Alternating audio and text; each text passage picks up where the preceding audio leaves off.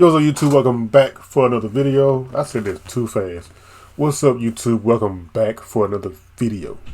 Larry Bird had his share of destroying players left and right back in his days. This video, he destroyed Shawn Kemp. But we'll get right to the video. Make sure you guys subscribe and let's get 33 likes. 33 likes in honor of Larry Bird. Why not? Let's go. Hey folks, welcome back to the Basketball Time Machine. I'm your host, Shawn Sean. David. Thanks for tuning in. Let's talk some old school NBA basketball. In today's episode, I want to talk about two of my favorite players of all time. One being Larry Bird, aka Larry Legend, and of course, this guy right here, Shawn the Rayman Kemp. And this actually was a present by former NBA player Gert Hemming. So shout out to you, Gert. Thanks for giving this to me. This is amazing. Operator trading cards. Man, I love them back in the days. So, but before we get to today's episode, I want to give a quick shout out to the sponsor of today's video, which is simplyseattle.com. So if you are a fan of the Seattle Supersonics and you love Gary Payton and Shawn Kemp and many other Seattle Supersonics players, check out the link in the description box below for autographed pieces like jerseys, t-shirts, and everything, all the good stuff. All right, you guys, that was it. Let's get right into today's episode. Let's go.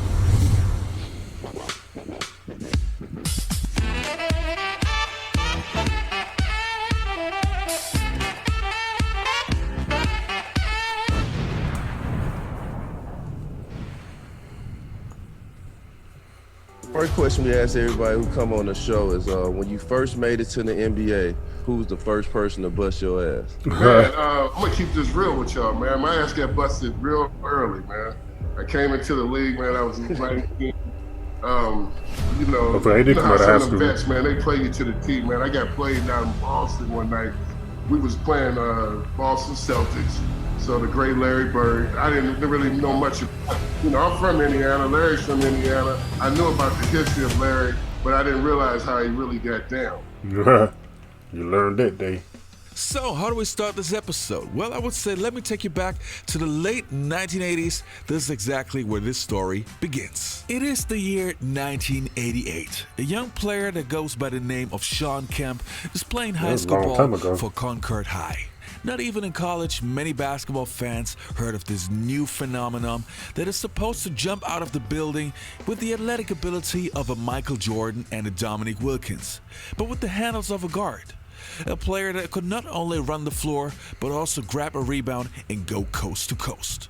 I remember he did a 360, I'm not sure who it was against, and he just went up and we just thought he was going to just have a normal dunk, and next thing you know, he's flying around in the air. He did it with ease. Bringing the house down. Shawn was a sensation.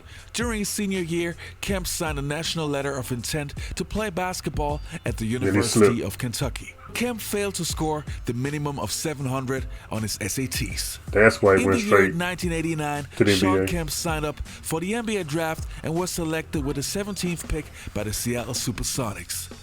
Being only 19 years old with no college basketball experience, Kemp was not only the youngest player on his team, but also had a rough time in his rookie season to adjust to the NBA, which was filled with NBA veterans and superstars like Larry Bird. The '89 draft found the Sonics taking a 19-year-old kid who had never played college ball. Shawn Kemp became only the fourth player in NBA history to go directly from high school to the professional level. I forgot who was the first. I think Moses Malone was the first to come out of high school.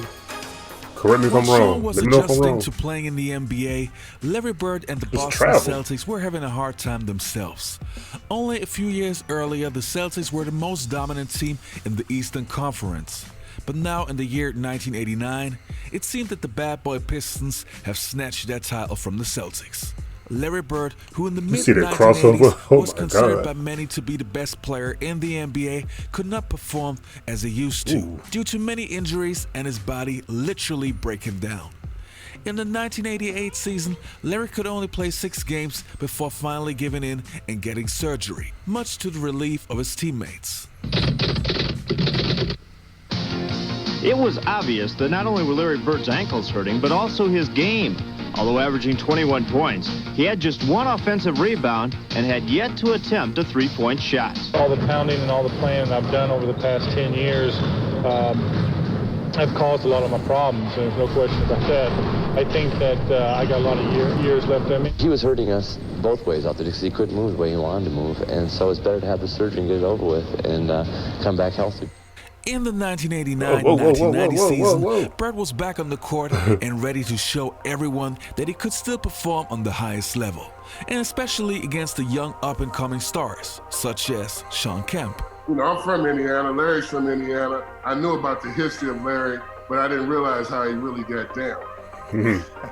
When we got to Boston that morning, I knew something wasn't right. I saw an X-Man. He was limping around the court a little bit like he was sore. I figured he'd be all right, you know. Xavier McDaniel. I figured he'd be all right by that time. I go to the game on the early bus. I get there. They come out on the court. They say, "Hey, Shawn, you starting tonight against Larry." And I was like, okay. I'm all for it, though, you know. So the X-Man, he didn't play. He had a sore knee. But my point to you is this: Larry gave me 50 and 3/4. Oh my! 50 piece. He was hitting everything, and he talked to me the whole entire game. What did he say? Well, first of all, he asked me to jump ball. He said, "You the cat that broke all my records in high school, right?" And I was like, "Yeah, that's me." He goes, "Yeah, you're the one that used to jump my brother too, right? Now, Eddie." And I was like, "Yeah, that's me." He said, "I got you tonight." Hell no. Still trying to search out a style of play. Bird will take the first shot. It's going to be an easy night for Boston's offense if they play half court. Bird again, he's 2 for 2. All right. Bird was killing him right off the bat. Bird gets it back for 3. Knocks it down. Son. I'll tell you, that is a great shot. Larry got free. Hits over Kemp. Every shot he was calling. At the defensive end, he would tell me, he'd be like, "When I get down to the other end, I'm going to pump face you. Get a hand one on you. Look at you. Go off the glass." That's how cold Larry was. Oh my God. The Celtics have forced more turnovers tonight than in any other game this year, as Bird is now at 34 and counting. Larry, little runner, goes off the glass. Oh boy. That's a tough shot. I haven't seen one of those in a while. Very tough shot. 38 for Bird. Alley-oop, Shawn Kemp. Faked it on one side, got it on the other. Deer. Bird on the 20-year-old Kemp. Takes a follow-in. Oh! Hey. He's got 40. Now, since Shawn Kemp was always one of my favorite players and still is one of my favorite players of all time, I can't just show you highlights of Larry Bird destroying Shawn.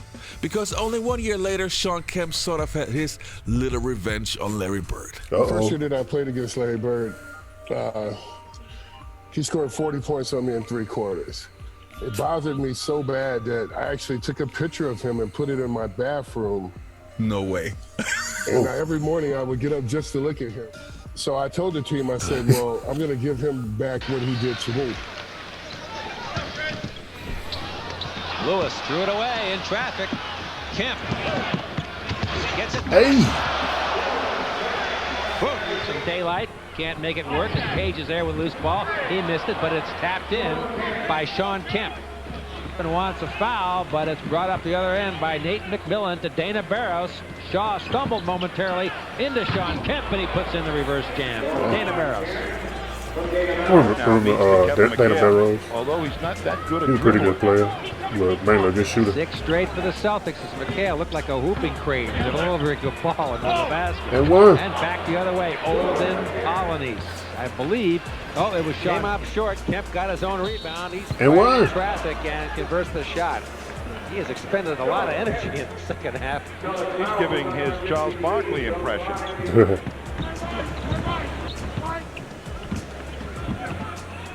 And as Peyton loops it into Shawn Kemp. Oh. The reverse jam and the foul. Well, that was a walk. Well, he's been doing it all night, but showtime for Shawn.